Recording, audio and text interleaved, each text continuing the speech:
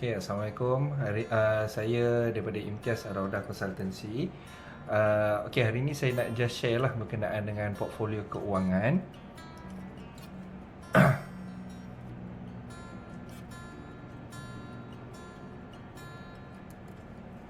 Okay, so setiap orang akan ada portfolio keuangan masing-masing lah. Okay, yang mana tujuan untuk portfolio keuangan ni adalah untuk kita capai impian kita. Setiap orang ada impian masing-masing.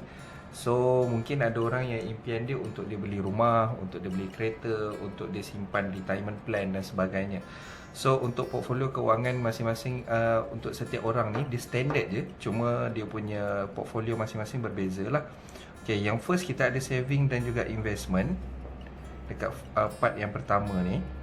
Okay, so untuk saving dan investment ni kebiasaan orang akan menyimpan dalam salah satu instrumen ni lah, sama ada ASB, unit trust, EPF, tabung haji dan lain-lain lah kalau kata ada.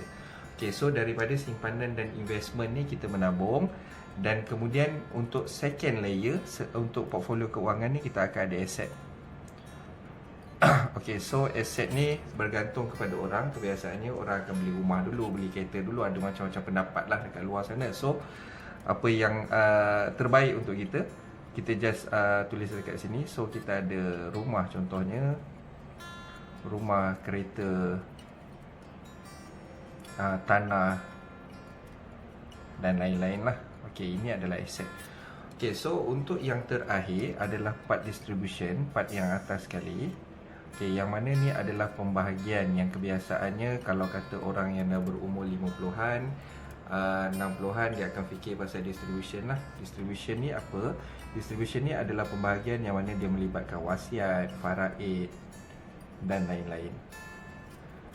Okay, so dalam portfolio keuangan ni, okay, yang ni adalah part yang kita boleh plan, yang kita boleh rancang lah.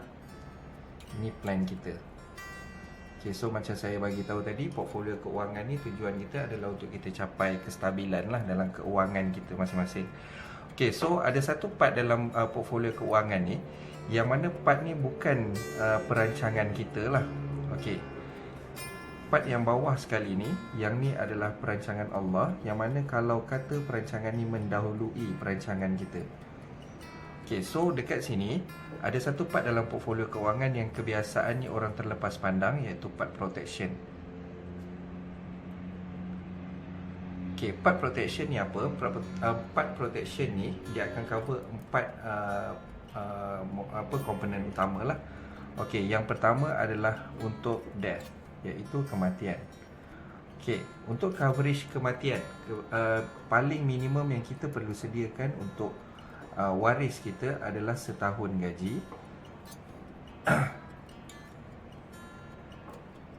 Okay, kalau kata gaji kita 5,000 sebulan, maksudnya kita siapkan lebih kurang 60,000 lah setahun gaji kita.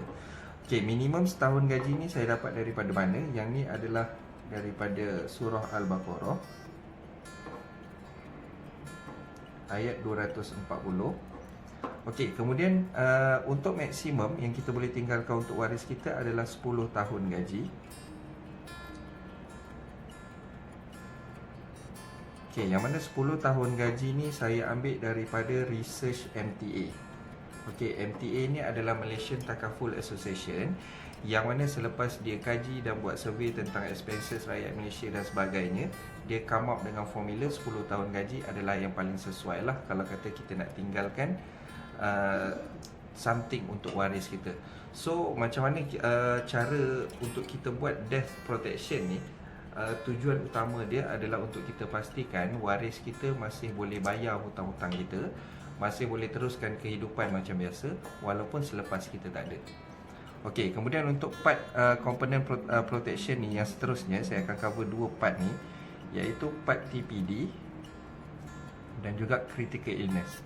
Okey, TPD ni adalah total permanent disability, yang mana cacat kekal menyeluruh, dan juga CI ni adalah critical illness.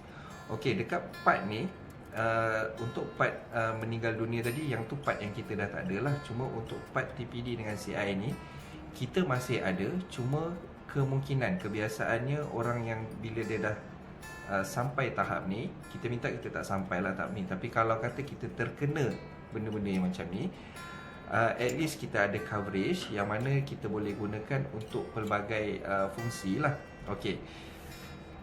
Okey, contohnya kalau kata saya pernah sendiri pernah dengar cerita daripada kawan saya, ayah dia kena penyakit yang sama dengan Mokhtar Dahari punya penyakit. Dia ada kaitan dengan neurologi otak. Okey, so daripada tahun 2017 dia kena penyakit tu dan dia meninggal pada tahun 2020. Selama 3 tahun dia survive. Dia gunakan sebanyak RM200,000 untuk apa? Okey, kalau ikutkan daripada rawatan hospital, memang dia dah ada coverage lah. Dia dah ada coverage dekat hospital kerajaan sebab ayah dia adalah bekas pegawai kerajaan lah. Okey, so coverage RM200,000 tadi dia gunakan untuk dia tampung segala kos-kos yang ada selama 3 tahun. Termasuklah dia beli katil yang dekat hospital tu untuk letak dekat rumah, wheelchair, pampers, makanan khas dan sebagainya.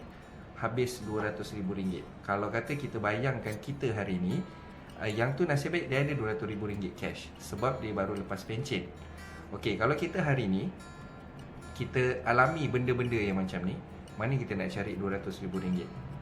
Okey, untuk part kematian, yang ni adalah satu part yang mana kita dah tak ada dan family teruskan kehidupan. Contohlah kalau kata family tu ada ayah dia, ada mak dia, anak 2 orang. Kalau kata ayah dia meninggal, ibu dia ni terpaksa teruskan kehidupan dengan 2 orang anak lah, dengan duit yang ditinggalkan.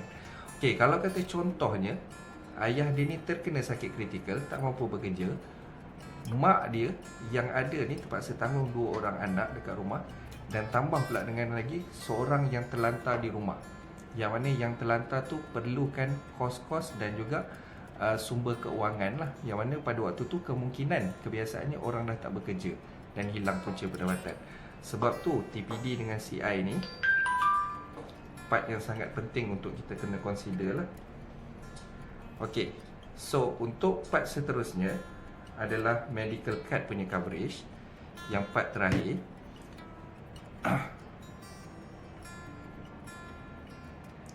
Okey, untuk medical card punya coverage ni, ini adalah very straightforward. Okey, kalau kata contohnya untuk rawatan jantung pada hari ini, kalau kata contoh bypass jantung dekat AJN, kos dia lebih kurang lah dalam RM80,000.